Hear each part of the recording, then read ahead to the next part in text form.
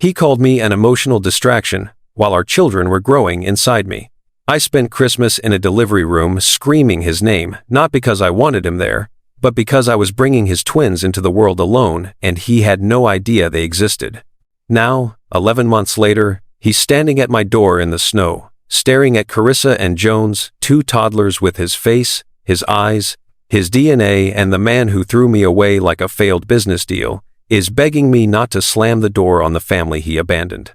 I don't know if I'm strong enough to forgive him, but I know my children deserve to know if their father is worth a second chance. I can still hear the sound of his briefcase clicking shut.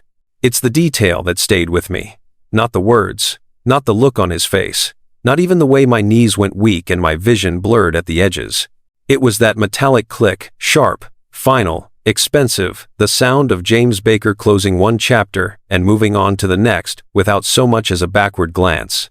And here's the thing nobody talks about. When your world ends, it doesn't explode. It just stops. 1 second, you're standing in your kitchen. The next, you're watching your marriage dissolve over email notifications about Dubai hotels. December 19th, 7:43 in the evening. Our penthouse kitchen, all marble and stainless steel and cold, light. That's when my husband looked up from his phone, slid a manila folder across the island, and said the 7 words that ended everything. Lucia, I think we need to divorce. Now, pay close attention to what happened next, because this moment, this is where everything I thought I knew about my husband shattered. I remember staring at him, waiting for the punchline, waiting for him to laugh, to say he was joking, to tell me this was some kind of stress-induced breakdown and we'd work through it like we always did. But James wasn't laughing. He wasn't even looking at me. His eyes were back on the screen, some email about a Dubai acquisition, some deal worth more than our marriage, apparently. My voice came out smaller than I'd ever heard it. What? I've thought about this for months, he said, still not meeting my eyes. It's not working, Lucia. The marriage, it's holding me back, holding him back, like I was, a weight tied to his ankles. Like I was the reason his empire wasn't expanding fast enough, his stock prices weren't climbing high enough, his name wasn't feared enough in boardrooms across 3 continents. I felt my hands start to shake. James, where's this coming from? We can talk about this. We can. I need focus. His tone was flat, clinical. The same voice he used in conference calls when he fired executives who didn't meet projections. I need strategic clarity. He paused, and for a brief, desperate second I thought he might take it back. But then he said the words that carved themselves into my chest like a brand. I need less emotional distraction. Emotional distraction. That's what I was. And that decision, that cold, calculated choice he made in 3 seconds, it was about to cost him everything. But he had no idea yet, none at all. Not his wife, not his partner, not the woman who'd stood beside him when his first hotel venture nearly bankrupted him, who'd held him through panic attacks at 3 a.m, who'd loved him when he was still human. A distraction. I opened my mouth, but nothing came out. My throat had closed. My lungs had forgotten how to pull air. I watched him tap something on his phone, probably confirming a meeting, scheduling a flight, moving on to the next task on his endless list, and I realized with a sickening clarity that this conversation was already over for him. He'd made his decision weeks ago, maybe months. This wasn't a discussion. It was a notification. The papers are drawn up, he continued, nodding toward the folder like it was a dinner menu. My attorney already reviewed them. You'll be taken care of financially. The settlement is generous. You can keep the place in Moore Ridge if you want. I'll have my assistant coordinate the logistics. Logistics. He was dissolving our marriage and calling it logistics. I don't remember reaching for the folder. I don't remember opening it. But suddenly I was staring at my name, Lucia Marie Gibson Baker, printed in cold, unfeeling typeface next to words like irreconcilable differences, and division of assets and dissolution of marriage. There was a sticky note on the second page, pale yellow, his handwriting, sign page 6, 9, and 14. Initial page 11. That's when something inside me cracked. Not shattered, not yet, but cracked. A fracture running through the center of everything I thought I knew about my life, my husband, my future. James. My voice sounded strange, distant, like it was coming from someone else's body. Do you even love me anymore? He finally looked up. And that's what broke me. Because there was nothing in his eyes. No anger, no guilt, no regret, just nothing. The blankness of a man who'd already emotionally checked out, who was 3 steps ahead, already planning his next quarter, his next empire expansion, his next version of himself that didn't include me. I think, he said slowly, carefully, that we both deserve to be with people who make us better. It was the kind of line you'd read in a self-help book, polished, diplomatic, utterly devoid of feeling. And in that moment, I understood. He didn't love me anymore. Maybe he hadn't for a long time.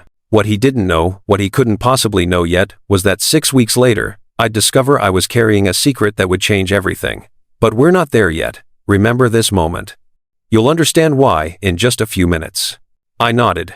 Once, twice. My body moving on autopilot while my mind splintered into 1,000 jagged pieces. Okay, I whispered. James blinked. I think he'd expected me to fight, to cry, to beg. Maybe that would have made it easier for him, proof that I was the emotional mess he convinced himself I was.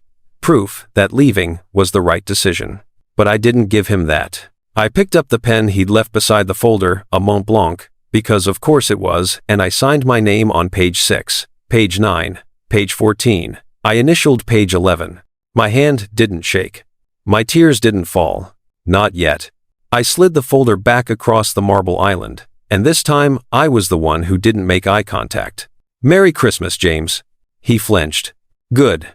I walked out of that kitchen, out of that penthouse, out of the life I'd built with a man who'd become a stranger in an expensive suit. I took the elevator down 43 floors, and with every floor that passed, I felt myself getting smaller, quieter, less. By the time I reached the lobby, I was hollow. 3 weeks later, James was gone. Moved to his London office. Threw himself into expanding the Baker Hotel empire across Europe. I heard about it through Instagram stories and business news alerts, little digital breadcrumbs that told me he was thriving, flourishing, completely unburdened by the wife he'd left behind. I moved back to Moor Ridge, the little town 2 hours north where I'd grown up, where my parents were buried, where nobody knew who James Baker was and nobody cared. I rented a small house with peeling blue paint and a porch that creaked. I cried for 6 days straight. And then, on the 7th day, I stopped crying.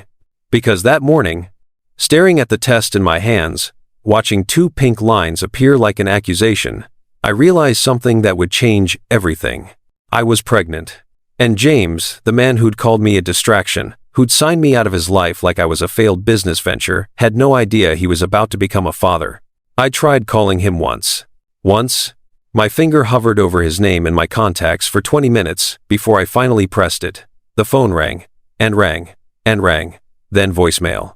You've reached James Baker. Leave a message. I opened my mouth. Closed it. What was I supposed to say? Hey, remember me? The emotional distraction you divorced? Well, surprise, you're going to be a dad. I hung up before the beep. And I never called again. Because here's what I learned that day. Sitting on the bathroom floor of my tiny rental house, one hand on my still flat stomach. James Baker didn't get to take this from me. He'd taken my marriage, my home, my sense of safety. But these lives growing inside me, they were mine. 6 weeks later, the ultrasound technician smiled and said the words that made my heart stop. Congratulations. It's twins. Twins. 2 hearts beating on the monitor. 2 futures I'd have to build alone. 2 pieces of James that he'd never know existed. I should have been terrified. And I was. But I was also something else. Determined. You know what? If you've ever had to rebuild your life from nothing, if you've ever been called a distraction by someone who was supposed to love you, leave a comment below. Because stories like this, they need to be told. And if you want to hear how this ends, hit that subscribe button. Trust me, you'll want to know what happens when James finds out about those twins. Because the man who'd shattered my world was about to miss the most important thing he'd ever be part of. And he'd done it to himself. I whispered it out loud, right there in the examination room, my hands pressed against my belly. You will not take this from me, not again. I had no idea then that 11 months later, James would show up outside a pediatrician's office, his hands shaking, his face older and haunted, staring at two toddlers with his steel blue eyes. I had no idea he'd been carrying a journal full of unsent letters. I had no idea he'd spent a year in therapy, unraveling the same question over and over. Why did I destroy the only good thing I ever had? All I knew, that cold December day, was that James Baker had made his choice. And now I was making mine. The thing about pregnancy is that it doesn't wait for you to be ready. It doesn't care that your life just imploded. It doesn't care that you're sleeping on an air mattress in a house that smells like someone else's cooking. It doesn't care that every morning you wake up and forget for 3 blissful seconds that your marriage is over and then you remember, and the grief hits you all over again like a wave you can't outrun. Pregnancy just happens. And it demands everything. But here's what nobody prepared me for. What comes next will test everything you think you know about strength. Keep watching. The nausea started 2 weeks after I moved to Moore Ridge. At first I thought it was stress. Grief does strange things to your body, makes you tired, makes your appetite disappear, makes you feel like you're walking through water. But this was different. This was relentless. I couldn't keep anything down except saltine crackers and ginger ale. The smell of coffee, which I'd lived on for years, made me sprint to the bathroom. I was exhausted in a way that sleep couldn't fix, bone deep and consuming. That's when I bought the test. I took it in the tiny bathroom of my rental, hands shaking so badly I almost dropped it. And when those 2 pink lines appeared, sharp and undeniable, I sank onto the cold tile floor and stayed there for an hour. Because I knew what this meant. James's baby. Growing inside me while he was halfway across the world, building his empire, probably not thinking about me at all. That's when I made the call, the one I mentioned. The only time I reached out. I sat on my porch steps, phone pressed to my ear, heart hammering. It rang 4 times, then 5. I imagined him seeing my name on the screen, hesitating, maybe even sending it to voicemail deliberately. But what I didn't know, what I wouldn't learn, until almost a year later, was that James never saw that call at all. His assistant, Miller, had taken one look at my name and marked it non-urgent, filed it away like junk mail, deleted the notification. Now remember that detail, Miller filtering that call, because when the truth comes out later, it's going to change everything. James never knew I tried to reach him, never knew I'd gathered the courage to tell him, never knew that for one brief moment, I'd been willing to let him back into my life for the sake of our child. When the voicemail kicked in and I heard his voice cold, professional, so utterly him I couldn't do it. I couldn't leave a message that would sit in his inbox like a plea, like I was chasing him, like I needed him. So I hung up, and I decided right then, sitting on that creaking porch with my hand on my stomach, that this was my secret to keep. He'd called me a distraction, fine. He'd walked away without looking back, fine. But this baby, my baby, wasn't going to grow up wondering why daddy didn't want us. The first trimester was brutal. Not just physically, though the morning sickness was relentless and cruel, but emotionally. I'd wake up at 2 in the morning and feel the emptiness beside me like a presence. The bed was too big. The house was too quiet. Every creak, every shadow felt like a reminder that I was doing this alone. I started freelancing again, graphic design work, mostly. Small projects I could do from my laptop while lying on the couch with a bucket nearby. The money was inconsistent, but it was mine. Nobody could take it away. Nobody could call it a generous settlement and use it to soothe their conscience. But the loneliness was suffocating. That's when Dawn showed up. I hadn't called her, hadn't told anyone except my doctor that I was pregnant. But Dawn and I had been best friends since elementary school, and she had a way of knowing when I was drowning, even when I was too proud to ask for help. She knocked on my door on a Tuesday afternoon, 2 suitcases in hand, and said 5 words that made me cry for the first time in weeks. "You're not doing this alone." She moved into the 2nd bedroom that same day, made me soup I could actually keep down, held my hair back when the nausea won, drove me to every appointment. And when I finally told her the whole story, James, the divorce, the call he never answered, she looked at me with fire in her eyes and said something I'll never forget. "That man doesn't deserve to know." Maybe she was right. Maybe he didn't. The pregnancy got harder before it got easier. At 16 weeks, The ultrasound technician went quiet for too long. My heart stopped. Dawn grabbed my hand, and then the technician smiled and turned the screen toward me. Twins, she said. 2 healthy heartbeats. I couldn't breathe. 2 babies. 2 lives that would depend entirely on me. 2 futures I'd have to build from scratch. Dawn squeezed my hand so hard it hurt. And I started crying. Not from fear, though there was plenty of that, but from something else. Something fierce and protective, and bigger than my grief. You will not take this from me, I whispered, staring at those 2 flickering shapes on the screen. Not again. The second and third trimesters blurred together. My body changed in ways that felt foreign and miraculous. I'd catch myself in the mirror and not recognize the woman staring back rounder, softer, carrying visible proof of a man who'd abandoned me. People in Moore Ridge were kind but curious. They saw the wedding ring I'd stopped wearing. They saw the lack of a partner at appointments. They made assumptions. I let them. It was easier than explaining that my billionaire ex-husband had no idea he was about to become a father. Dawn kept me sane. She painted the nursery pale yellow, built 2 cribs from IKEA instructions, while I sat on the floor eating pickles and directing, made me laugh when I wanted to cry, reminded me that I was strong enough for this when I was certain I wasn't. And then, on a rainy October night when I was 38 weeks along, my water broke. I'd imagined labor 1,000 times. In those fantasies, there was always someone holding my hand, always someone telling me I could do this, always someone who'd look at our child with the same awe I felt. Reality was different. Reality was Dawn driving 90 miles an hour to the hospital, while I gripped the door handle and breathed through contractions that felt like my body was splitting apart. Reality was 16 hours of labor, 16 hours of pain that rewrote my understanding of what my body could endure. Reality was a delivery room with fluorescent lights and a nurse who kept calling me honey in a voice that was kind but detached. And reality was the moment they placed Carissa in my arms, tiny, red-faced, screaming, and 3 minutes later, Jones. 2 babies. My babies. With James's dark hair, James's sharp nose, James's impossible blue eyes. I looked at them and felt my heart crack open in a way I didn't know was possible. Hi, I whispered, tears streaming down my face. Hi, my loves, I'm your mama, and I'm never leaving you. Dawn was crying too, standing at the foot of the bed with her phone out, taking pictures I'd treasure forever. The nurse smiled. Do they have names? Carissa, I said, kissing her forehead. And Jones. I didn't give them James's last name. They were Gibson's. Mine. The first 3 months were survival mode. Sleep became a myth. I learned to function on 2-hour increments, stumbling through feedings and diaper changes in a fog of exhaustion.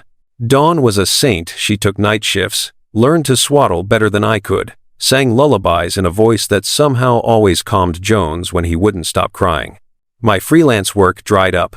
I couldn't focus long enough to complete projects. Money got tight. The house was always a mess, bottles in the sink, laundry piled on every surface, toys scattered across floors I hadn't vacuumed in weeks. But then, Carissa smiled at me for the first time. Not a gas smile. Not a reflex. A real smile. Her whole face lit up when I walked into the room, like I was her whole world. And something inside me healed. Not completely. Not the broken parts James had left behind. But something new grew in those cracks. Something stronger. I started taking the twins for walks in their double stroller, looping through Moore Ridge's quiet streets. People would stop and coo over them, ask their names, tell me I was doing a great job. And slowly, painfully, I started believing them. By the time the twins turned 6 months old, I'd found a rhythm, a life. Freelance clients trickled back. Dawn moved back to her own place, but visited constantly. I learned to laugh again, to sleep more than 4 hours at a stretch, to imagine a future that didn't revolve around grief. James became a memory. Distant, unreal, like a character from a story I'd once read but could barely recall. I told myself he was gone forever, that he'd never know about Carissa and Jones, that we were better off without him. And for 11 months, I believed it.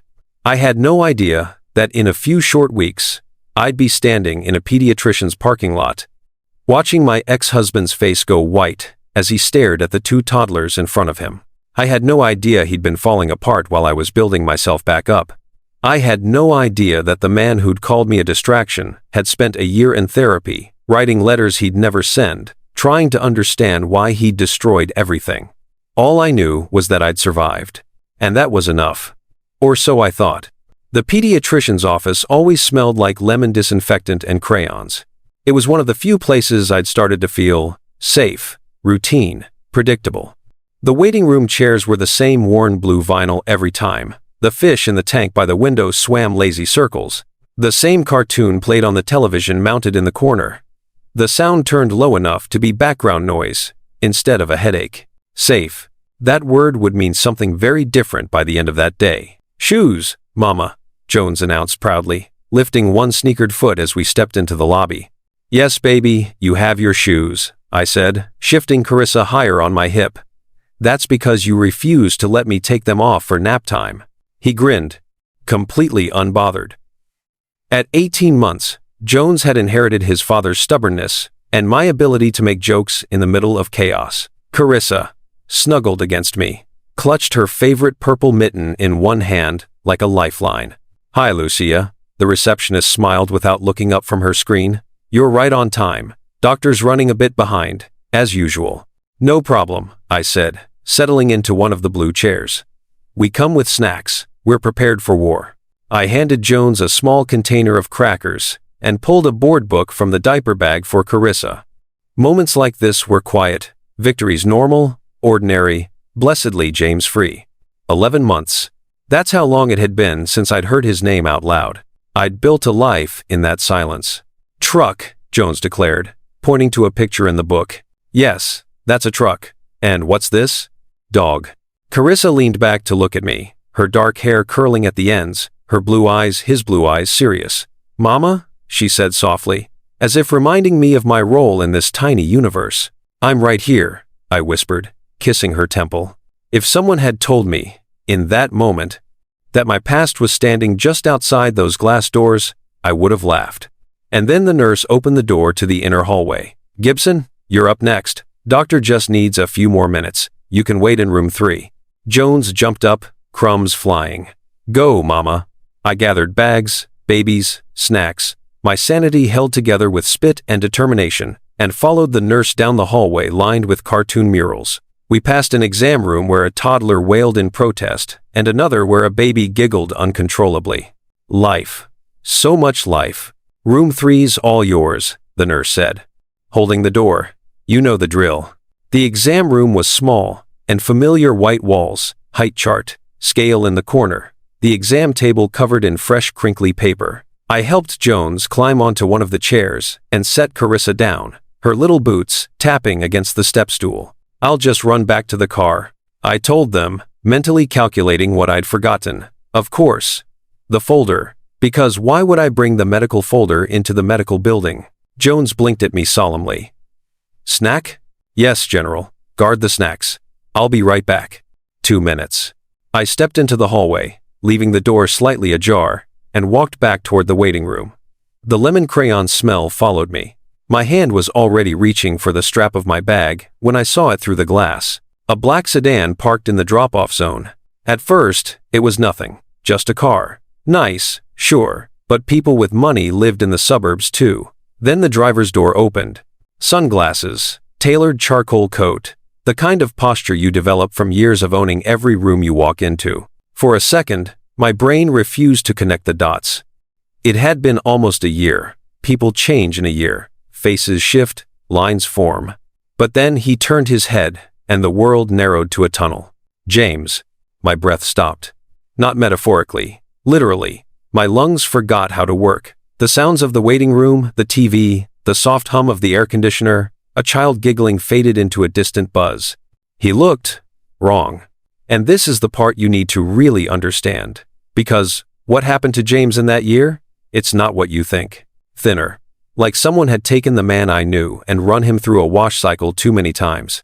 His sharp jaw was more prominent, cheeks hollowed just enough to make his eyes seem larger, darker. His hair, always perfectly styled, was slightly longer, pushed back like he'd been raking his hands through it, and there were lines now. At the corners of his mouth, between his brows, Stress had finally left its fingerprints on James Baker. I grabbed the door frame to steady myself. My fingers went numb. Heat pricked behind my eyes even as cold rushed through my veins. "No," I whispered, barely aware I'd spoken. He hadn't seen me yet. He was standing beside the car, one hand braced on the roof, the other clenched at his side. For the first time since I'd known him, his body language didn't radiate control. He looked unsteady. Then he lifted his head. Our eyes met through the glass. Time didn't just slow, it fractured.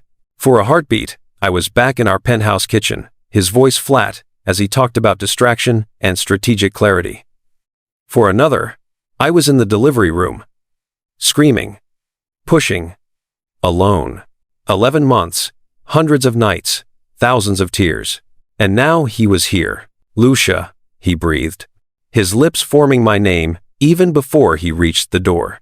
Instinct screamed at me to run, to turn back down the hallway, lock myself in the exam room, wedge a chair under the handle, and pretend I didn't exist, to protect the little world I'd built from the hurricane standing outside.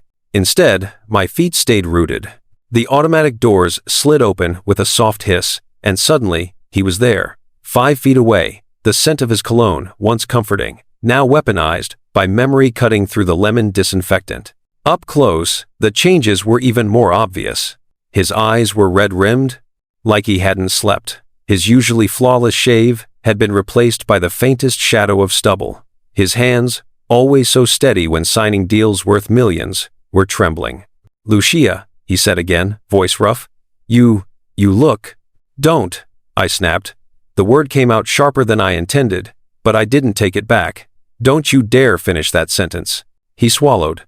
For a moment, we just stared at each other. Two ghosts who'd once been married, now standing in the fluorescent light of a pediatrician's waiting room like some cruel joke. "What are you doing here?" I managed, my voice low, tight. I could feel my heart pounding in my throat. He glanced around, as if the chairs and fish tank were suddenly too intimate an audience. I needed to talk to you." I let out a humorless laugh. "You needed to talk to me? Now? After a year of silence?" His jaw flexed. Once, that would have been my cue to back down, to smooth things over. Now, it just made me angrier. "I know I have no right to ask you for anything," he said quietly. "But please, just give me 5 minutes. I flew here this morning. I've been looking for you for weeks. I didn't even know if you still." "How did you find me?" I cut in. The idea of his world, his people, his resources pushing their way into the fragile life I'd built made my skin crawl. He hesitated, then exhaled. "More Ridge was in the divorce documents. I didn't look right away, but eventually I repeated. "Right. After your empire, your image, your schedule, all cleared up enough to pencil in the woman you left." Something flickered in his eyes. Guilt, pain, something I didn't trust. "Lucia, I know I did this wrong," he said, taking a tentative step closer. I stepped back. "I know I hurt you. That's not even close to enough to describe it. I've gone over that night 1,000 times and..." "Then stop," I said. "Stop going over it. It's done. You made your choice." He shook his head. "You think I don't know that? You think I don't wake up every day wishing I could?" "Lucia?" A nurse's voice called faintly from the hallway behind me. "Everything okay out here?" I didn't take my eyes off James. "We're fine. Just give me a second." The nurse nodded and disappeared. James's gaze followed the direction of her voice, then returned to my face, confusion creasing his brow. Are you here for an appointment?" I almost laughed again. Pediatrician's office. My age. The diaper bag strap still digging into my shoulder. Connect the dots, James. But of course, he didn't. His world had never required him to notice small details. People brought him summaries, reports, clean conclusions. He'd built an empire on big pictures and bottom lines. "It doesn't matter why I'm here," I said, defensive heat rising in my chest. "What matters is that you shouldn't be." "I had to see you," he insisted, softer now. I needed to explain. That night, what I said, what I did, it wasn't the whole story. I stared at him. "Explain." The word landed like a stone dropped into deep water. For a year, I'd imagined explanations, excuses, justifications, affairs, secret lives, hidden addictions, a million angles that all ended the same way. He'd left. What could you possibly say? I asked slowly. That would make any of that better. His shoulders sagged, just a fraction.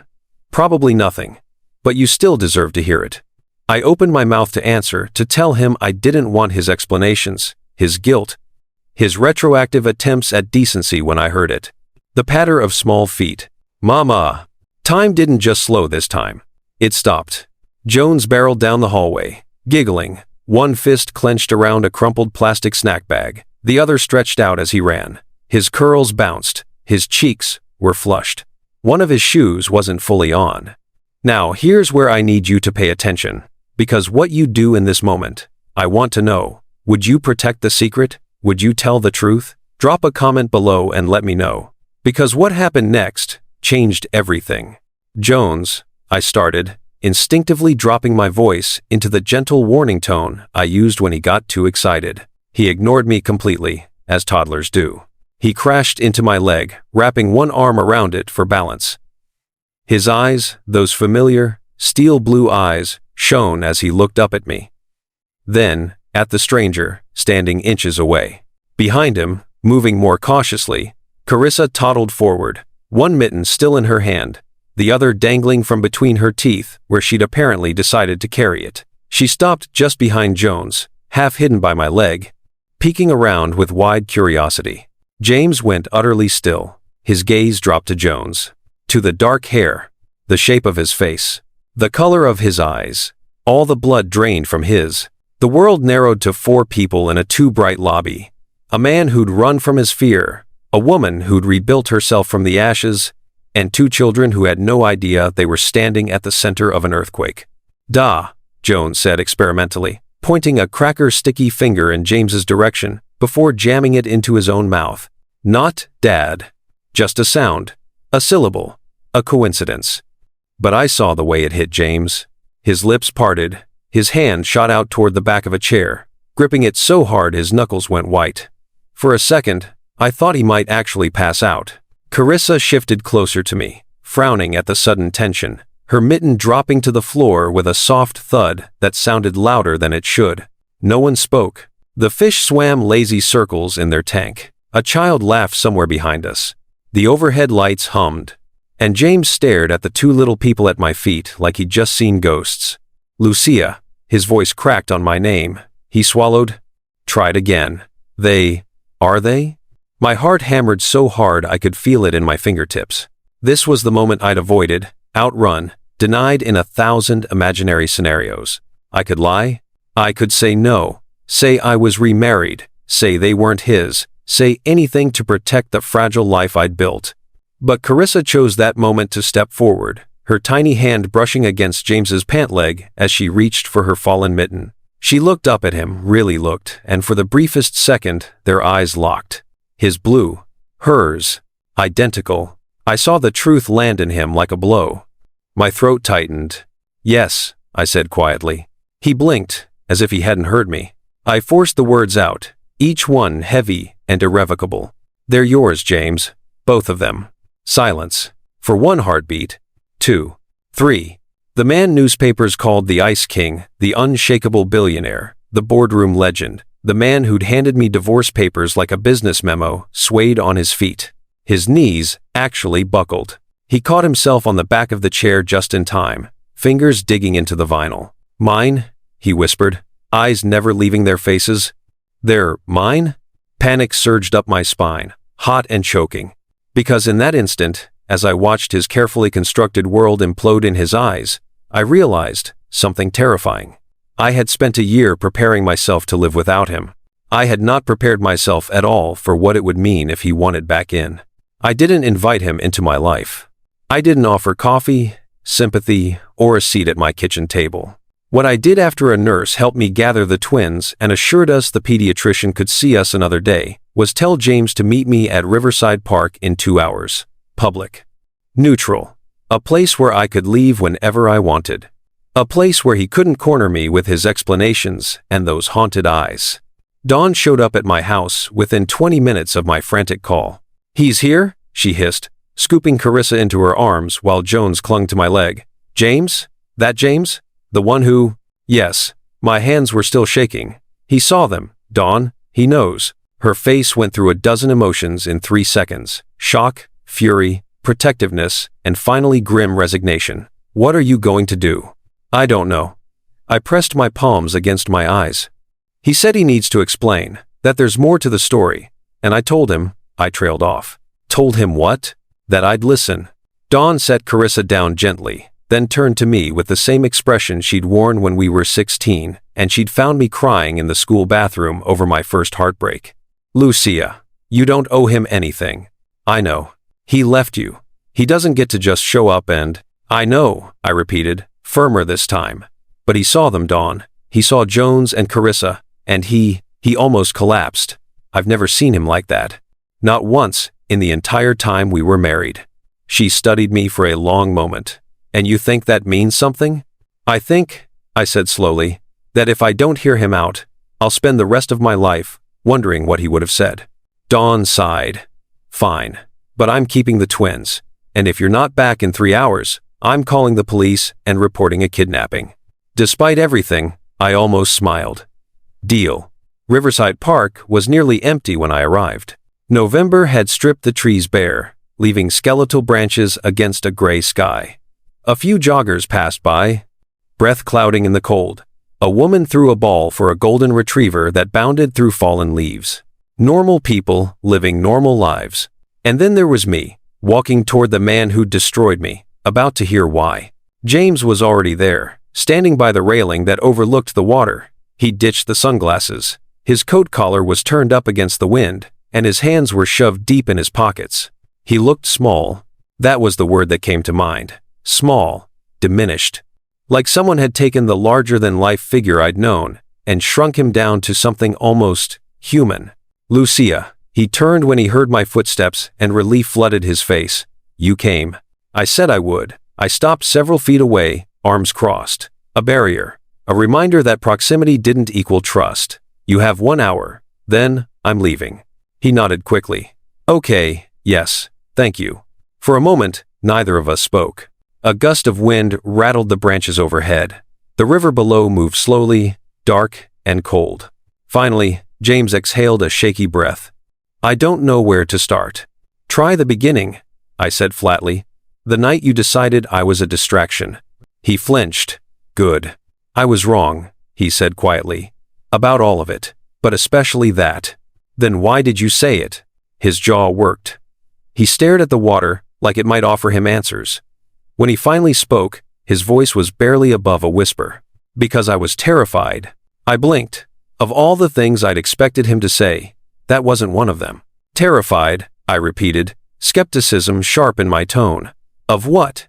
Your quarterly profits dipping? A bad article in Forbes? Of becoming my father. The words hung in the cold air between us. I knew James's father had died when James was in college. Heart attack at 48. I knew James rarely talked about him. I knew there was pain there, old and buried. But I didn't know this. My father, James continued, still not looking at me, collapsed in his office 3 weeks after telling me I was a failure. My breath caught. I was 23, home from business school for the holidays. I'd just told him I wanted to start my own company instead of taking over his. He called me ungrateful, reckless, said I was throwing away everything he'd built. James's hands clenched into fists in his pockets. He said I'd end up ruining everyone around me the way he'd ruined my mother. James. She left when I was 8, he said, voice hollow, packed a suitcase one morning and walked out. I didn't understand why for years. But my father told me the truth that night. He said he'd been so obsessed with building his business that he forgot he had a family, that by the time he looked up from his desk, she was already gone. He turned to face me then, and the raw pain in his eyes was so intense, I had to look away. 3 weeks later, he had a massive heart attack, died at his desk, surrounded by contracts and spreadsheets, and everything he chose over the people who loved him. James's voice cracked, and the last thing he ever said to me was that I'd do the same thing. I felt my chest tighten. When we got married, he continued, I promised myself I'd be different, that I'd build my empire and keep you, that I could balance it all. He laughed bitterly. But the bigger the company grew, the more I saw him in myself. The late nights, the obsession, the way I started thinking about acquisitions during dinner, the way I'd hear you talking and realize I hadn't listened to a single word. "You could have told me," I said, my voice sharper than I intended. "We could have worked on it together." "I know." He looked broken. But I convinced myself that the problem wasn't my choices. It was the marriage itself. That if I just removed the distraction, I could focus, be better, build something that would prove my father wrong. "So you left me." "I destroyed us," he corrected, "to avoid becoming the man who destroyed his family. And in doing that, I became him anyway." The wind picked up, colder now. I wrapped my arms tighter around myself, trying to process everything he'd just said, trying to reconcile this version of James vulnerable, self-aware, drowning in regret, with the cold stranger who'd slid divorce papers across marble countertops. "When did you figure this out?" I asked. "Too late." He reached into his coat and pulled out a small leather journal, worn at the edges. "I started therapy 4 months after you left. My board threatened to remove me because I was unraveling, missing meetings, making reckless decisions. They said I needed help or I'd lose everything." He held out the journal. I didn't take it. "It's letters," he said quietly. "To you." My therapist suggested I write down everything I couldn't say. So I did. Every week, sometimes every day. He opened it, and I saw pages filled with his angular handwriting. "There are 63 letters in here, Lucia. 63 apologies you never got to read." My throat burned. "Read one," I said, out loud. His hand trembled as he flipped to a page near the middle. "February 14th, he read, voice rough. "I saw a woman today who laughed like you. That same bright, unguarded sound. I stood there on the street like an idiot, just listening. And for 5 seconds, I forgot you were gone. Then I remembered. And it felt like losing you all over again. I left to protect you from me. I became the danger I was afraid of. I don't know how to fix that. I don't know if I can. But I know I'd give every dollar, every deal, every piece of this empire just to hear you laugh again. Just once. Just to know you're okay." He closed the journal. I couldn't speak. A jogger passed us, sneakers crunching on gravel. The river kept moving. "There's something else," James said, and now his voice carried a thread of anger, not at me, but at someone. "That call you made, 6 weeks after I left." My heart stopped. "How do you know about that?" "Because I fired Miller last month, and when I had IT pull his correspondence records, I found it." His jaw clenched. He filtered it, marked it non-urgent, and deleted the notification. "I never saw your name. Never knew you tried to reach me." The world tilted. You didn't know?" "I swear to you, Lucia, I had no idea you called. If I'd seen it," he stopped, swallowing hard. "If I'd known you were trying to tell me something, anything, I would have answered. No matter what." I felt something crack inside me. For 11 months, I'd carried the weight of that unanswered call. I'd convinced myself he'd seen my name and chosen not to pick up. That even when I'd tried, I wasn't worth his time. But he'd never known. "Why didn't you tell me?" he asked, softer now. "About the twins?" "Because you left," I shot back, anger flaring. "You called me a distraction and walked away. What was I supposed to do? Chase you? Beg you to care? You should have told me I was going to be a father. You should have answered your damn phone." We stared at each other, both breathing hard, years of pain and misunderstanding crackling in the space between us. Finally, James looked away. "You're right," he said. "You're absolutely right. I destroyed everything. And then I compounded it by being unreachable." He paused. "For what it's worth, the empire I chose over you nearly collapsed anyway. Without you, I fell apart. The board lost faith. Investors got nervous. Everything I sacrificed us for almost disappeared." "Good," I said coldly. He nodded. "I deserved that." I hated how much I wanted to believe him. Hated how the journal in his hands felt like proof of something I'd spent a year telling myself didn't exist. Remorse, growth, change. "James," I said carefully, "I don't know what you want from me." He trailed off, then tried again. "I want a chance to be in their lives, in Jones and Carissa's lives. I don't expect you to forgive me. I don't expect us to go back to anything we were. But please, don't shut me out of knowing them. I looked at him, really looked. This wasn't the man I'd married. That man had been confident, controlled, untouchable. This man was broken glass, held together by therapy and regret. I had no idea who he was anymore. And I didn't know if that terrified me or gave me hope. I need time, I said finally. I'll give you as much as you need. And if I decide the answer is no? Pain flashed across his face, but he nodded. Then I'll respect that, even if it destroys me. I turned to leave, then stopped. James? Yeah? Stop writing letters to me. I met his eyes. If you have something to say it to my face. For the first time since he'd appeared outside that pediatrician's office, James Baker smiled. It was small, sad, and achingly genuine. Okay, he whispered. And I walked away, leaving him by the river with his journal and his ghosts, wondering if the man who broke me could ever be the father my children deserved. I didn't sleep the night before James was supposed to visit. I lay in bed staring at the ceiling, listening to the house settle around me, wondering what kind of mother invites a stranger into her children's lives, because that's what he was now, wasn't it? A stranger who happened to share their DNA. Dawn had been less diplomatic. You're letting him visit? She'd said when I called to tell her. Lucia, he had his chance. He walked away. I know. You don't owe him this. I know that too. I'd pressed my fingers against my temples, fighting the headache that had been building since Riverside Park. But they deserve the chance to know their father. If he's really changed? If he's really trying? And if he hasn't?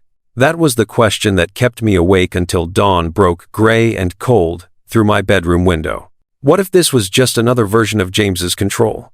Another way to manage the fallout of his choices? What if he played dad for a few weeks and then disappeared when it got too hard, too messy, too real? I couldn't protect myself from that heartbreak, but I could try to protect Jones and Carissa. At 9:30 in the morning, I heard the crunch of gravel in my driveway. My stomach dropped. I'd spent the last hour cleaning, not because I cared what James thought of my house, but because I needed something to do with my hands. The twins were in the living room, Jones building a tower out of blocks, while Carissa conducted a very serious conversation with her stuffed elephant. Normal, safe, mine. The knock on the door was soft, tentative. Nothing like the confident James I'd known. I took a breath, smoothed my hands down my jeans, and opened the door. He stood on my porch, looking like a man approaching the gallows. No suit today. Just dark jeans and a gray sweater that made him look younger, more uncertain. His hair was still slightly too long, curling at the edges. His hands were clenched at his sides, and I could see them trembling even from where I stood. Hi, he said quietly. Hi. For a moment we just looked at each other. Two people who'd once promised forever and delivered devastation instead. Thank you, James said. For this, for letting me. His voice caught. Thank you. I stepped back, opening the door wider. They're in the living room. But James? I caught his arm as he moved to pass me. If this is too much for you, if you can't handle it, tell me now, because I won't let you hurt them. He met my eyes, and what I saw there wasn't offense or defensiveness. It was understanding. If I hurt them, he said quietly, I'll never forgive myself, and neither should you. I released his arm and led him down the short hallway. The house was small, nothing like the penthouse he was used to. Scuffed hardwood floors, mismatched furniture, toys scattered across every surface. The kitchen table visible from the living room still had breakfast dishes stacked beside the sink. This was real life. Messy, imperfect, beautiful in ways his world had never been. James stopped in the doorway to the living room, and I watched his face as he took it all in. The twins hadn't noticed him yet. Jones was making vrooming sounds as he pushed a toy car across the rug. Carissa had abandoned her elephant and was now attempting to climb onto the couch, her tongue poking out in concentration. They're so big, James whispered. I know that sounds stupid. I just saw them yesterday, but they're so big. They're almost 18 months, I said. Time moves differently when you're living it alone. He swallowed hard. How do I? Just sit down, I said, softer now despite myself. Let them come to you. Don't force it. James nodded and moved slowly into the room, sinking onto the floor near where Jones was playing. He kept his movements careful, controlled, like he was afraid a sudden gesture might shatter the moment. Jones looked up. James's blue eyes, studied this new person with the intense scrutiny only toddlers can manage. He clutched his toy car against his chest protectively. "Hi, Jones," James said, voice barely above a whisper. I'm James." Jones blinked. Then, to my complete shock, he stood up and toddled over. Not to me. Not away from the stranger. Toward James. My heart climbed into my throat. Jones stopped inches away from James's knee and stared up at him with that serious expression he made when he was figuring something out. Then, slowly, deliberately, he lifted both arms in the universal toddler sign for pick-me-up. James froze. His eyes went wide. His hands hovered in the air, shaking so badly I could see it from across the room. "Can I?" he asked, looking at me with such desperate hope that something inside my chest cracked open. I nodded. "Go ahead." James reached out with movements so careful, so reverent, you'd think Jones was made of spun glass. His large hand slid under Jones's small arms, and he lifted him gently, settling our son against his chest. Jones immediately rested his head on James's shoulder. Just like that. No fear, no hesitation. As if some part of him recognized the man holding him. "Da?" Jones said softly, his little hand fisting in James's sweater. "Not Dad. Not Daddy."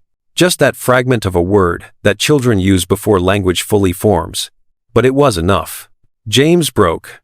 Not a quiet, dignified breakdown. Not the controlled grief of a man accustomed to maintaining appearances. He shattered.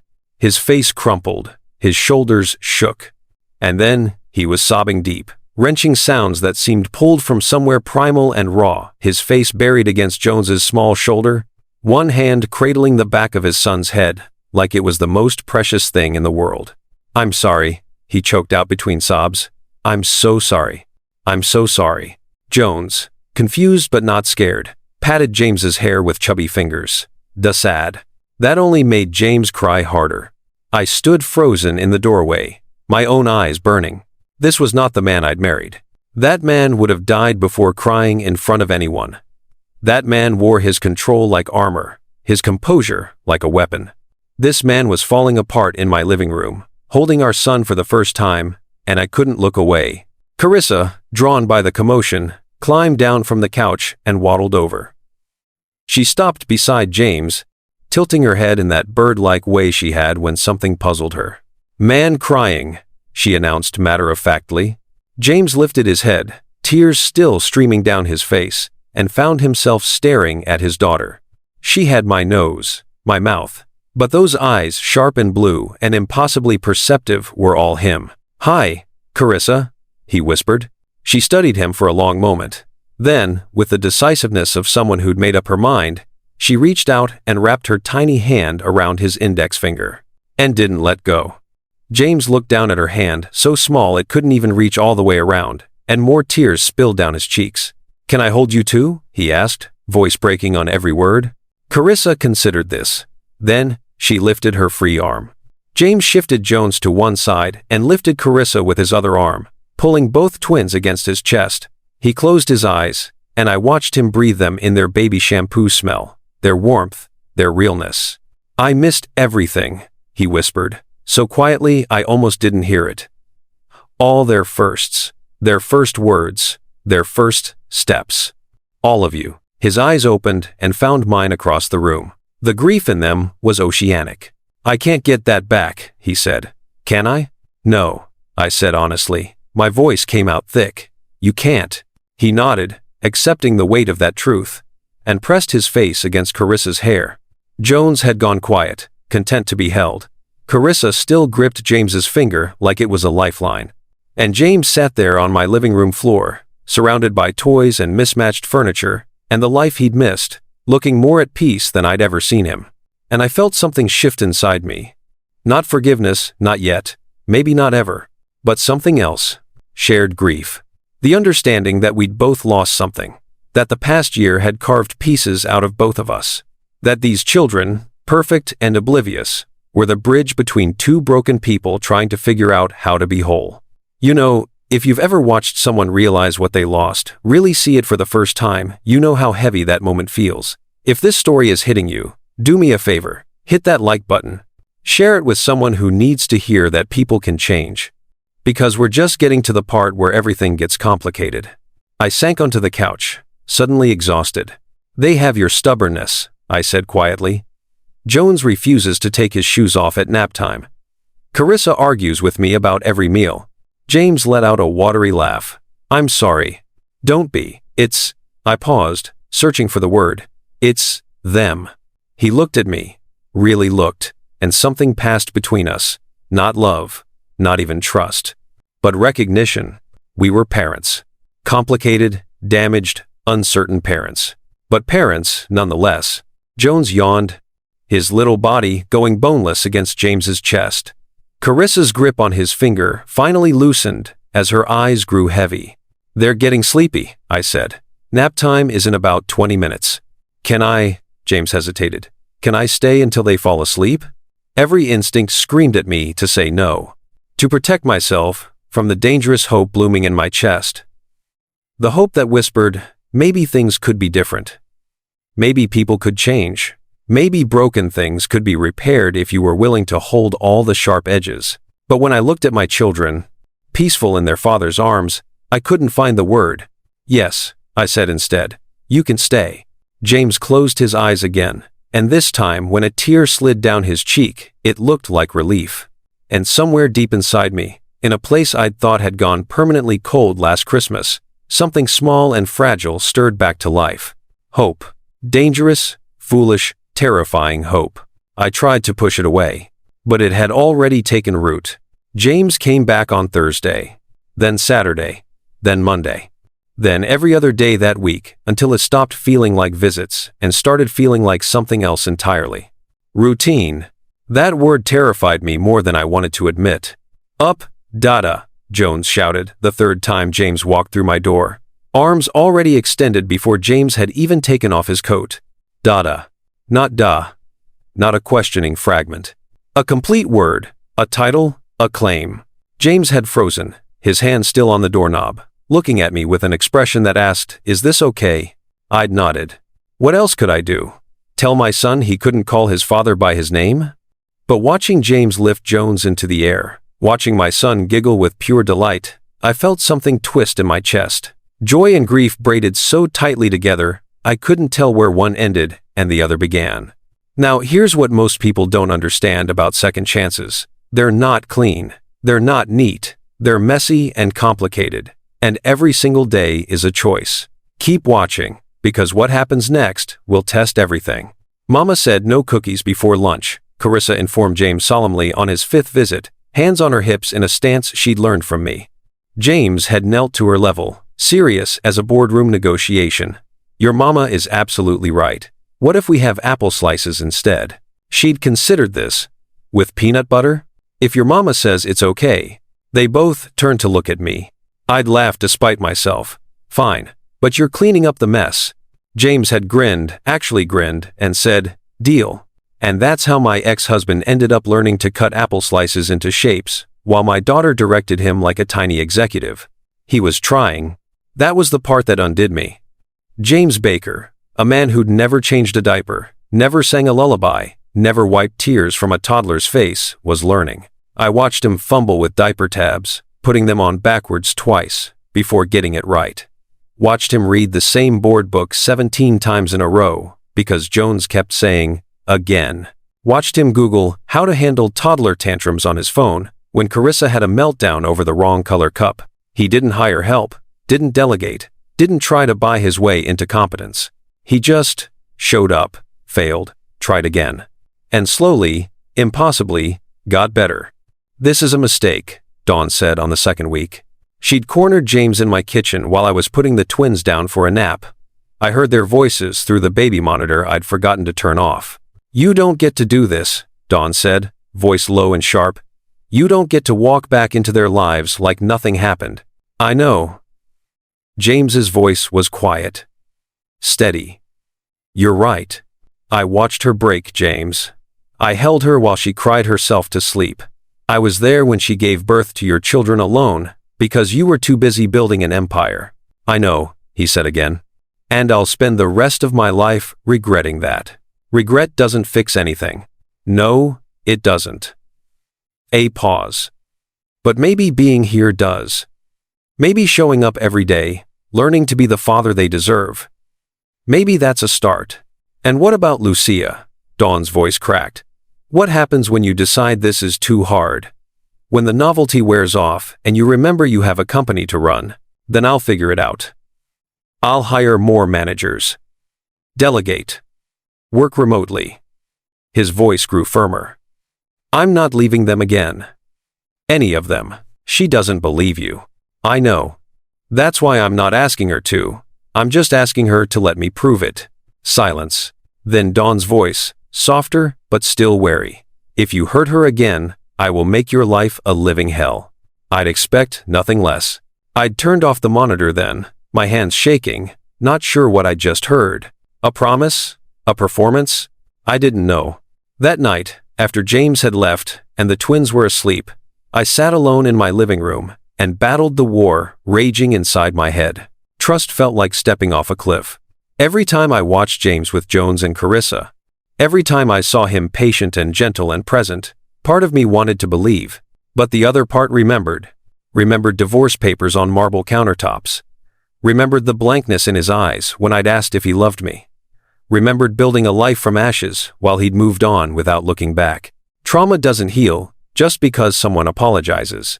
It sits in your bones, whispering warnings, reminding you that safety is an illusion, and people always leave eventually. Tell me what you're thinking, James said one afternoon. The twins were playing in the backyard, visible through the window. James and I were cleaning up lunch dishes, a routine that had developed without either of us discussing it. I don't know what you mean, I said, scrubbing a plate harder than necessary. You do. He dried a cup slowly, deliberately. You get this look, like you're somewhere else, somewhere painful. I set down the sponge. What do you want me to say, James? That I'm fine? That watching you play dad is easy? No. I want you to tell me the truth. The truth. The truth was complicated, and messy, and hurt to look at directly. I'm terrified, I admitted. Every time you walk through that door, I'm terrified it'll be the last time, that you'll wake up one day and remember why you left. That the twins will get attached and you'll... My voice broke. I can survive you leaving me again. I've done it before. But them? James set down the towel and turned to face me fully. My therapist has this thing, she says. He began carefully. She says I was so afraid of becoming my father that I fulfilled my own prophecy. I destroyed my marriage to avoid becoming the man who destroyed his marriage. I stared at him. It sounds stupid when I say it out loud, he continued. But it's true. I was so convinced I'd hurt you that I hurt you. And then I spent a year learning that running from fear doesn't make it go away. It just makes you a coward. So what changed? I asked. What makes this time different? He looked out the window at our children. Jones was showing Carissa a rock he'd found. She was nodding seriously, as if he'd just revealed a great secret. I learned that being a good father isn't about being perfect, James said quietly. It's about showing up. Every day. Even when it's hard. Especially when it's hard. He turned back to me. I can't change the past, but I can change what I do right now, today, and tomorrow, and every day after that. It was the kind of thing that sounded good in theory, but I'd lived through enough broken promises to know words were just air until they were backed by action. Still, he kept showing up. By the third week, something shifted.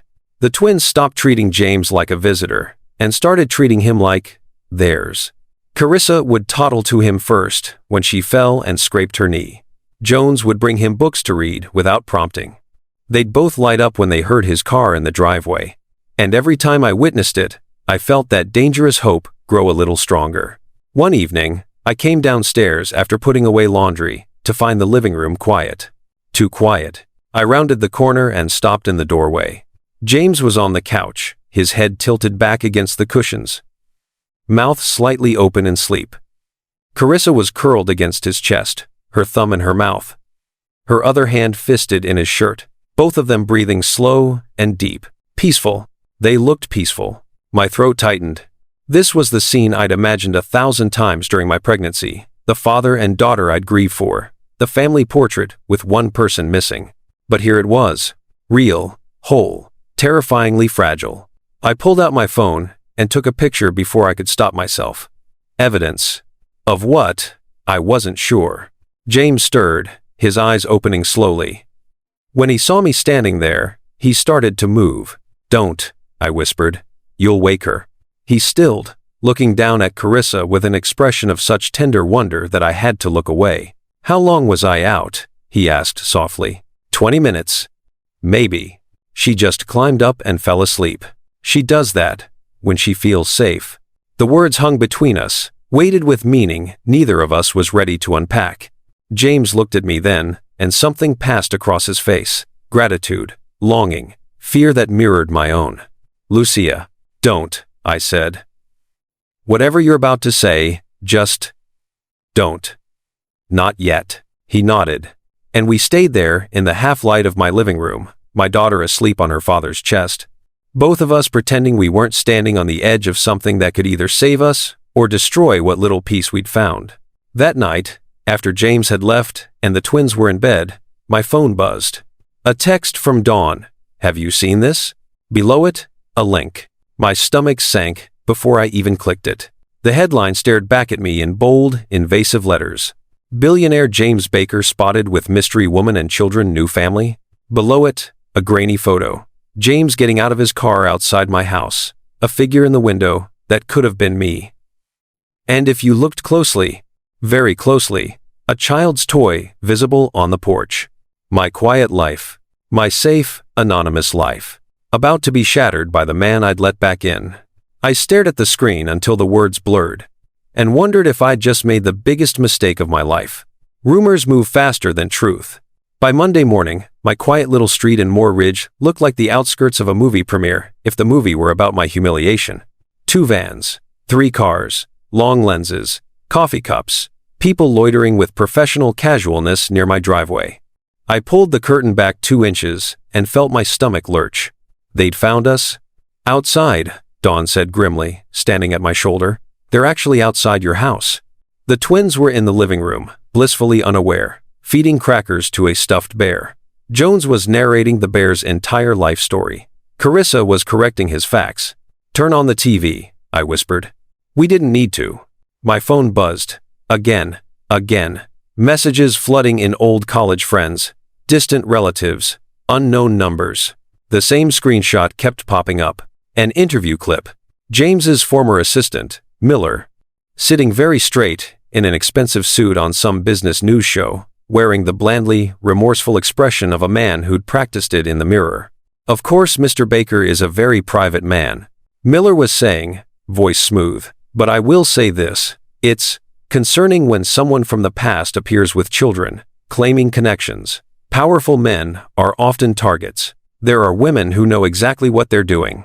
The host's eyes gleamed. "Are you suggesting this woman trapped him? With children?" Miller lifted his hands, mock innocent. "I'm just saying, timing is everything. And some people see opportunity where others see family." Dawn muted the sound before the roar in my ears could get any louder. "Opportunity," I said, my voice so calm it scared me. He called me an opportunity. Can you imagine?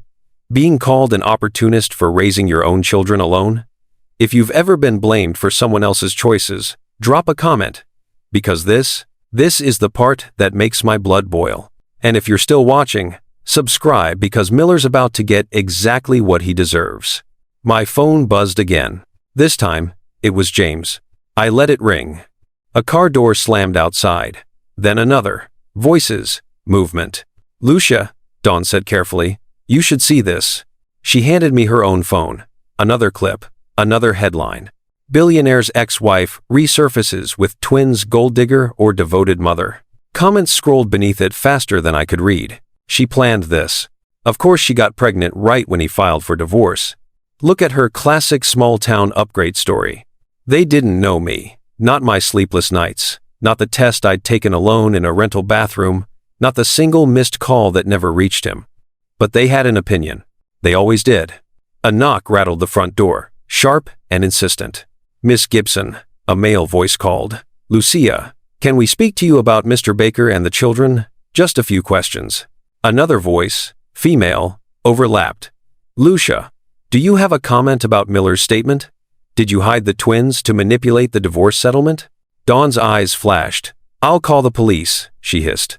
Not yet, I said. My hands were shaking, but my voice stayed level. The second this becomes a scene, we give them exactly what they want. What do you call this? She gestured toward the window. A knitting circle. Another knock, harder this time. Jones looked up. Mama? Noise. It's okay, baby, I said, forcing a smile. Just birds. He frowned. Birds don't knock. Smart. Too smart. My phone rang again. James. I answered this time. What did you do? I said, without preamble. On the other end, his breath hitched. Lucia, are you okay? I just saw the interview. I'm in the car. I'm on my way. Don't you dare come here, I snapped. Lucia. They're on my lawn, James. They're shouting my name. My kids can hear them. This is exactly what I was afraid of. Your world is poison. This is why I kept them hidden. Silence. A raw, stunned kind. I didn't know Miller was going to say any of that, he said finally, voice rough. He wasn't authorized. I've already called legal. He'll retract. Oh, a retraction, I cut in. Will that unprint the headlines? Unpost the clips? Crawl into every phone and delete the comments? Outside, someone called. Lucia, why didn't you tell him about the twins sooner? Were you afraid he'd leave you again? Dawn swore under her breath. Let me send security, James pleaded. Right now. They'll clear the street. I'll have lawyers draft a statement. We'll file harassment claims. You don't have to deal with this alone. There it was. The offer I'd known was coming. Protection, power, lawyers. All the tools of his world, laid at my feet like a peace offering. The last time he'd offered to take care of me, I'd signed my name on divorce papers and walked out of a life that almost swallowed me whole. Lucia, he said, panic creeping into his voice. Say something. Please. You fix things by owning them, I said quietly. Not by sending a wall of money in front of them. I am owning it, he insisted.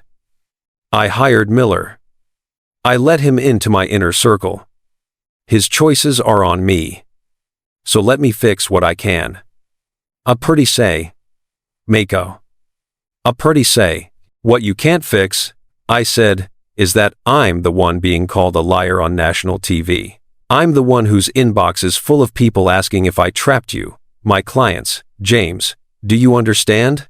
They're canceling contracts. They don't want the scandal. My email had started pinging 20 minutes earlier. We regret to inform you. In light of recent media coverage, we need to pause this project until further notice. It was happening again. The ground shifting beneath my feet because of a man's decisions in a room I was never invited into. I'll cover your income, James said immediately. Every lost client. Every canceled project. You won't have to worry about money, I promise you that. He meant it as comfort. It landed like a cage.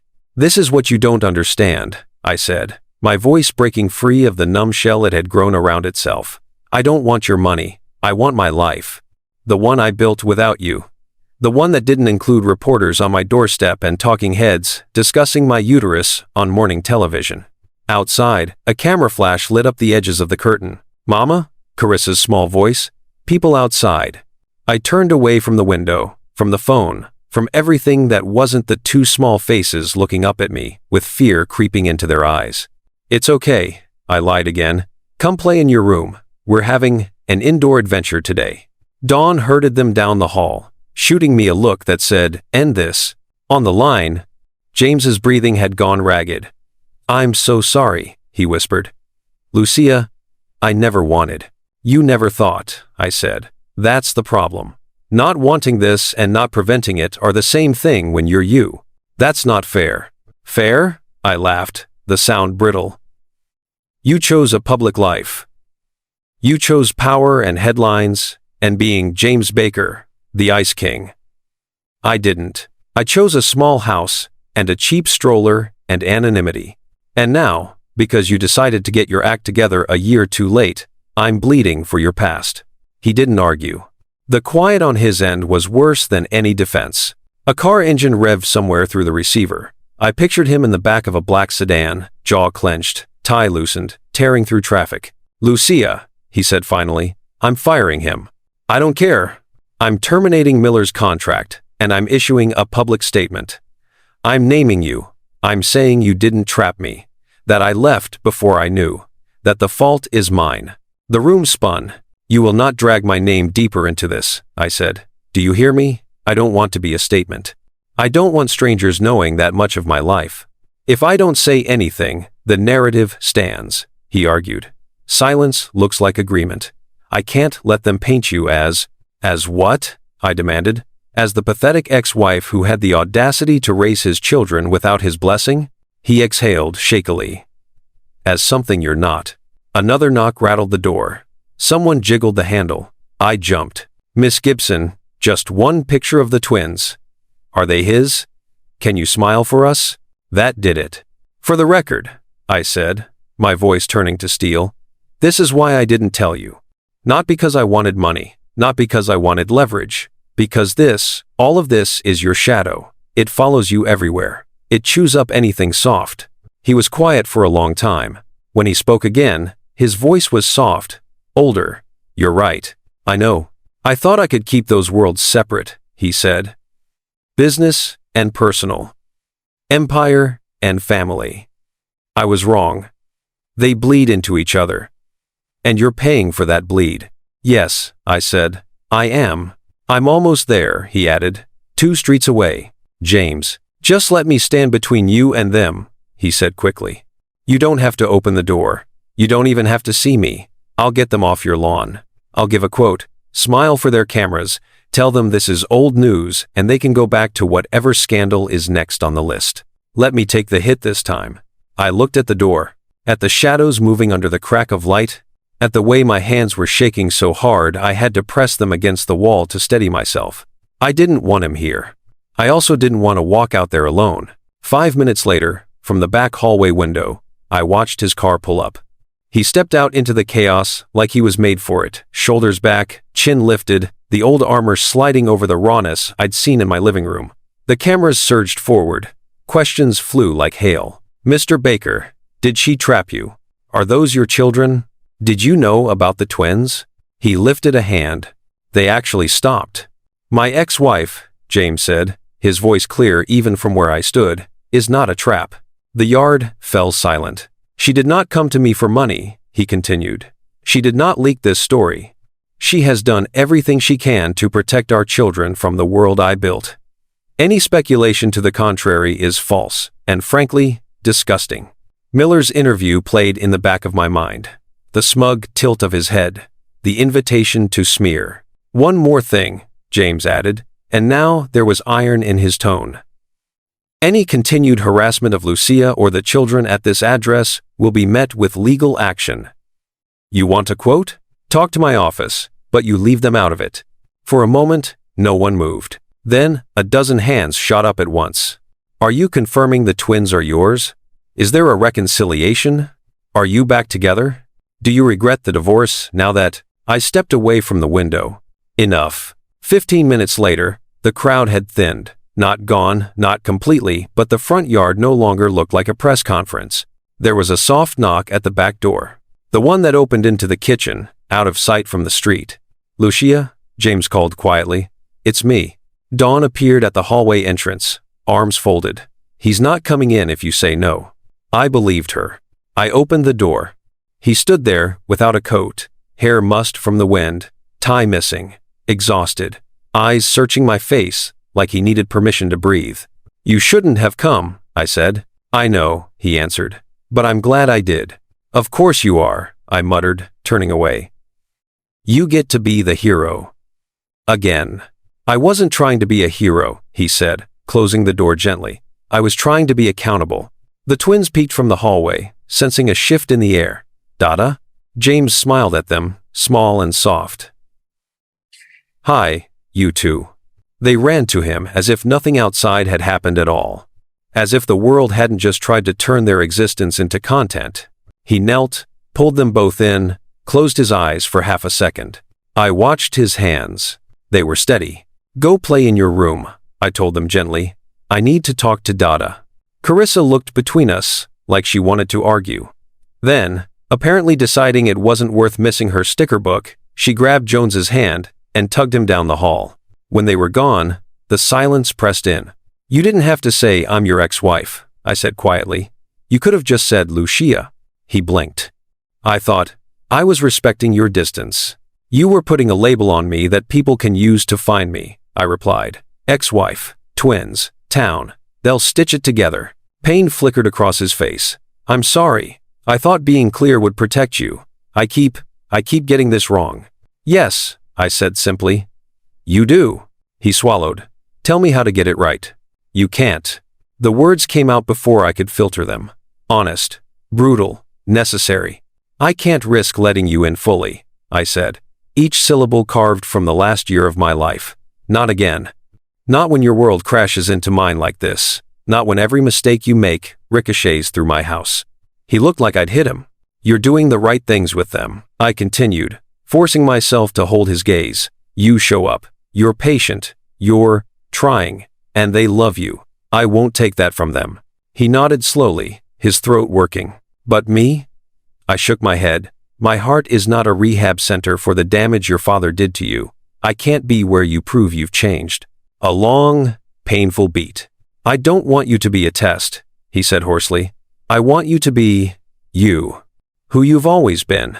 The person I was, too blind and afraid to deserve." "Then you should have thought of that before you closed that briefcase," I replied. "Before you called me a distraction." He closed his eyes. The memory hurt us both. It always would. When he opened them again, there was something resolute in his gaze. Not the brittle determination of the man I used to know. Something quieter, deeper. "Give me one last chance," he said softly. "Not at us. Not at the marriage. Just at showing you who I am now. At proving that my world doesn't have to destroy yours. Let me earn a place that doesn't cost you everything." I wanted to say no. The words sat heavy on my tongue. But behind him, down the hallway, I heard the twins laughing. Jones's high squeal, Carissa's dramatic fake sigh. The sound pulled at me. "I don't know if I can," I admitted. "I don't know if I should." I don't know," he said, a wry, broken half-smile, ghosting across his face. "It's better than never." I looked at him. At the man whose choices had shattered my life. At the father my children were already beginning to love.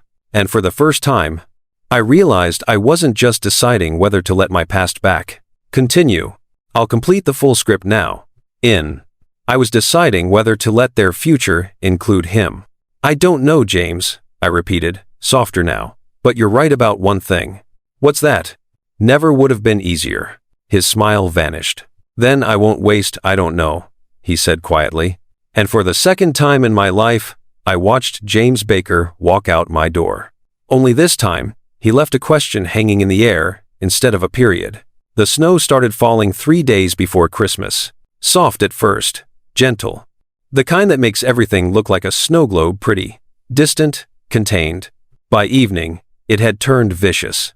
I stood at my kitchen window watching the wind whip flakes into angry spirals, watching the street disappear under white, and felt the memory of last year press against my ribs like a bruise that never healed. Last Christmas, James had ended us. This Christmas, I was trying to decide if there was anything left to save. He hadn't visited in 4 days. Not since the media storm. Not since I'd told him I couldn't risk letting him in.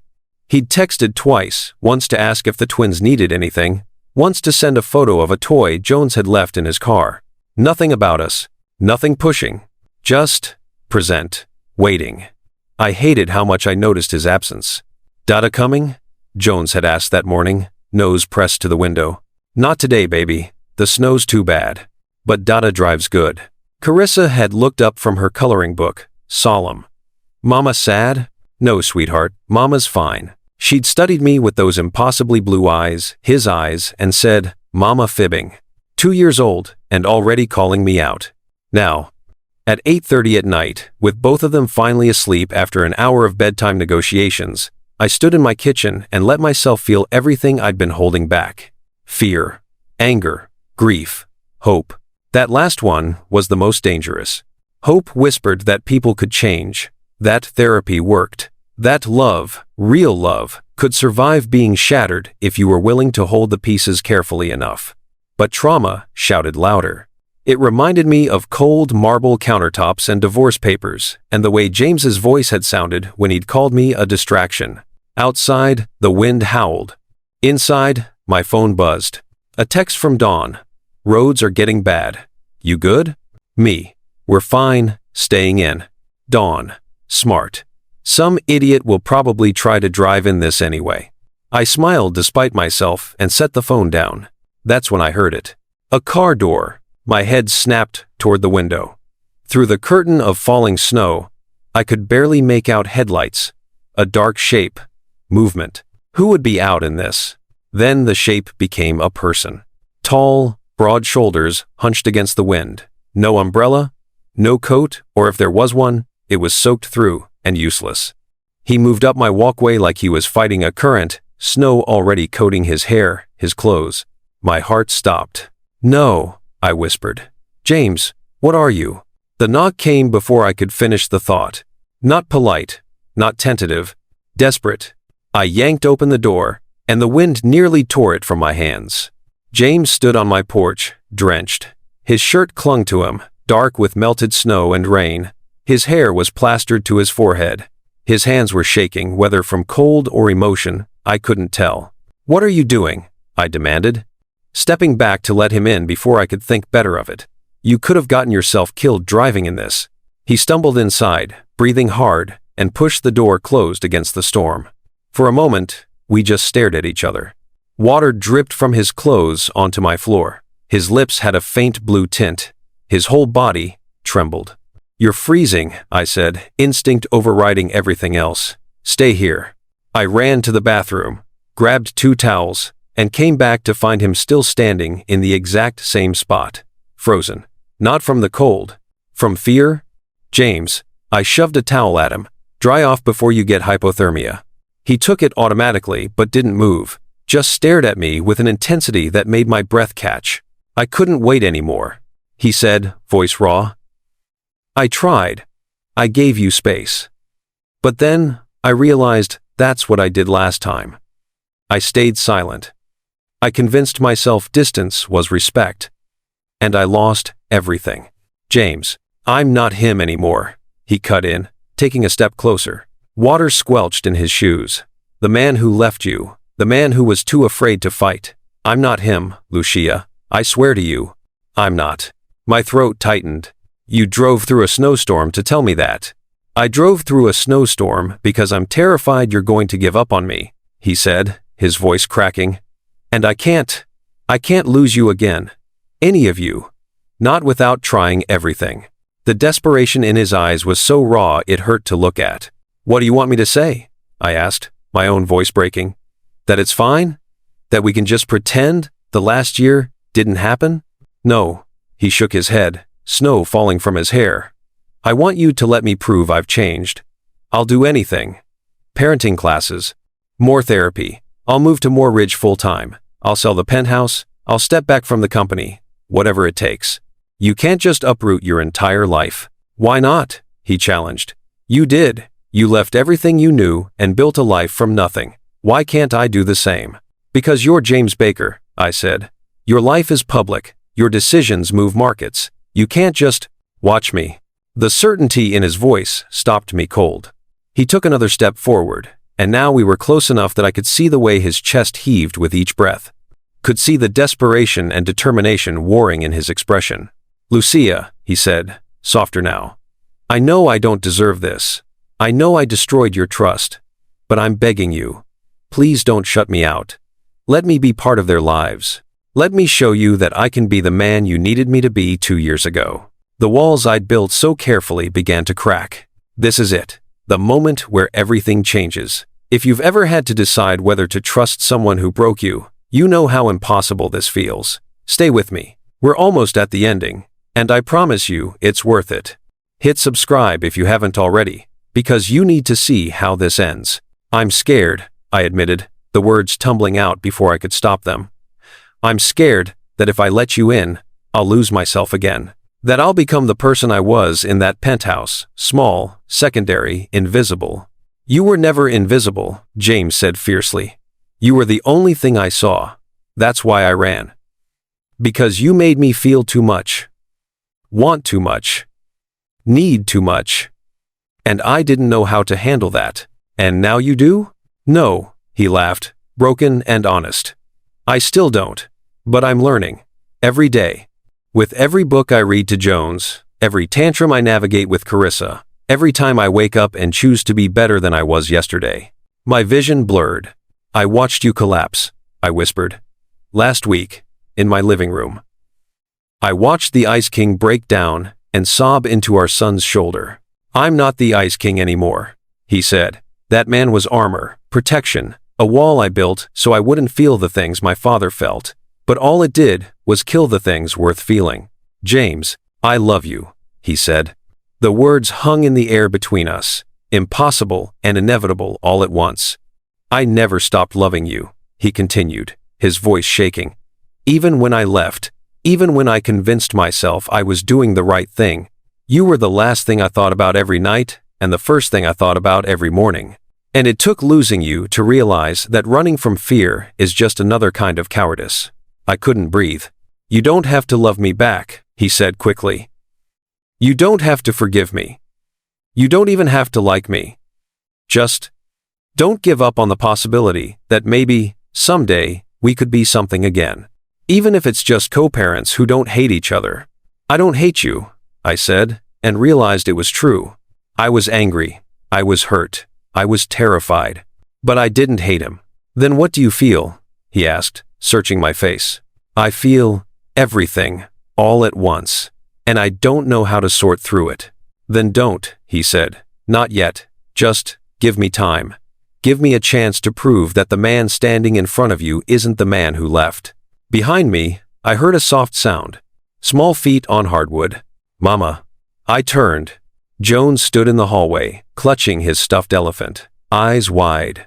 Behind him, Carissa rubbed sleep from her face.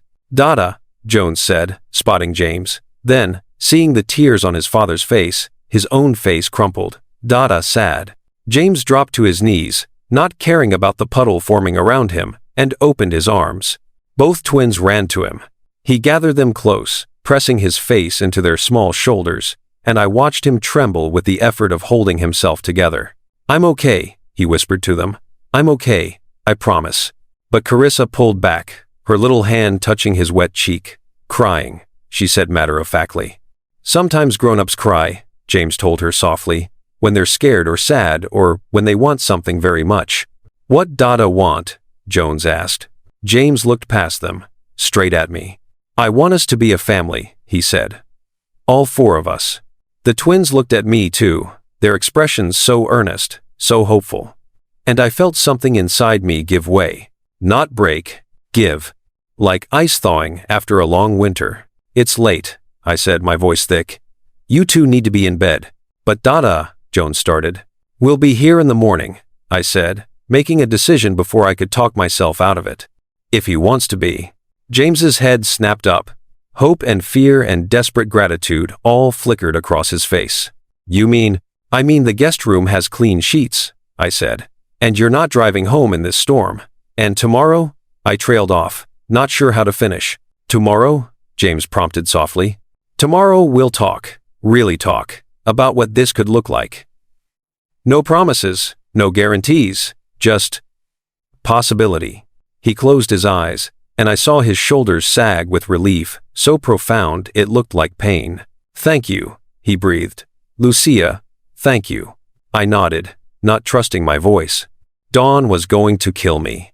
But as I watched James stand, a twin in each arm, carrying them back toward their bedroom, I realized something. For the first time since he'd walked back into my life, I wasn't running from my fear. I was walking toward hope, even if that hope was terrifying. Even if it might break me again. I followed them down the hallway and stood in the doorway as James tucked Jones and Carissa back into their beds with a gentleness that made my heart ache. Love you, Carissa mumbled, already half asleep. James went still. I love you too, sweetheart, he whispered. So much. When he finally stepped out of their room, he found me still standing there. We looked at each other in the dim hallway light. Snow still melted in his hair. His shirt still clung to him. He looked exhausted and hopeful and scared. Human. Guest room is at the end of the hall, I said quietly. Towels in the closet. There might be clothes that fit in the dresser. Dawn's brother left some things here. Okay, he didn't move. Lucia? Yeah? I meant what I said. Every word. I believed him. That was the terrifying part. I know, I said. Now go change before you catch pneumonia. He smiled small, genuine, grateful, and walked past me toward the guest room. I stood there for a long moment, listening to the storm rage outside and the quiet sounds of him moving in the next room. Last Christmas, he'd broken me. This Christmas, I was choosing to let him try to earn me back. The door to his room was open a crack. Not closed. Not fully open. Just possible. And maybe, I thought as I finally headed to my own room, maybe that was enough for now. 1 year ago, I'd signed my name on divorce papers in a penthouse that smelled like expensive emptiness. This morning, I woke up to the smell of burnt toast and the sound of James whispering frantic apologies to my smoke detector. Change, I'd learned, wasn't always poetic. Sometimes it was a man who'd run $1 billion empire standing in your kitchen at 7 in the morning, waving a dish towel at the ceiling while 2 toddlers giggled from their high chairs. I had it under control, James insisted, when I appeared in the doorway, arms crossed, trying very hard not to smile. That's why the smoke detector is screaming. It's temperamental. It's functional, I corrected, reaching past him to open the window. Cold December air rushed in, clearing the smoke. Unlike someone's toaster skills. Jones clapped. Dada made fire. Not fire, James said quickly. Just very enthusiastic toast. Carissa looked at her plate solemnly. I want cereal. I laughed then, the sound surprising me with how easy it felt. 3 months. That's how long it had been since the snowstorm, since the night James had shown up drenched and desperate on my doorstep. Since I'd left his door open just a crack and watched possibility slip through. The next morning, we'd talked. Really talked. Not about us, not yet, but about what co-parenting could look like, what boundaries we needed, what the twins deserved. I want to move here, James had said over coffee, his voice steady. To Moore Ridge, full-time. I'd stared at him. You can't just... I can, he'd interrupted gently. I've already started looking at properties. Nothing big, nothing flashy. Just close enough that the twins don't have to choose between houses. Close enough that I can be here. Every day. What about your company? I'm restructuring, he'd said. Promoting my VP to CEO. I'll stay on the board, consult remotely. But I won't be running day-to-day operations anymore. The words had sounded impossible. But 3 weeks later, I'd watched him sign a lease on a small rental house 4 streets from mine. 2 weeks after that, business journals had run the headline, James Baker steps back from Baker Hotel's new priorities? The comments had been predictably brutal. Pussy-whipped. She destroyed his ambition. He'll regret this in a year. But James hadn't flinched. Let them talk, he'd said when I'd shown him the articles. I spent 30 years building an empire I was afraid to lose. Now I'm building something I can't afford to lose. And he had. Slowly, patiently, with the same intensity he'd once brought to acquisitions, he learned the rhythms of our small-town life. He showed up for pediatrician appointments. He learned the names of the other parents at the park. He figured out that Jones needed exactly 4 minutes of warning before transitions, and that Carissa would only eat vegetables if they were hiding under cheese. He stopped checking his phone during meals. He started asking about my day. He rebuilt himself, brick by brick, into someone I didn't recognize. Someone better. And here's what I want you to understand. Real change isn't dramatic. It's not a movie moment. It's burnt toast on Christmas morning. It's showing up when it's inconvenient. If you believe in second chances, if you think people can really change, leave a comment below, because what I'm about to tell you might just restore your faith in love. Mama, Dada says Santa coming tonight, Jones announced, pulling me from my thoughts. Right. Christmas Eve. I looked at James, who had the grace to look sheepish. I might have gotten them excited, he admitted. Might have? Carissa has checked the window 6 times since breakfast. I shook my head, but I was smiling. You're on bedtime duty then. You hype them up, you calm them down. Deal. He paused. Then added quietly. Will you stay?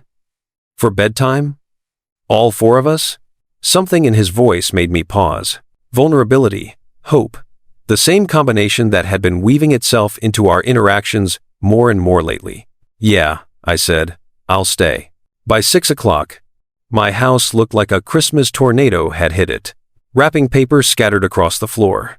Cookies that James and the twins had decorated, massacred cooling, on the counter. A slightly lopsided tree that Jones had insisted on helping with standing in the corner.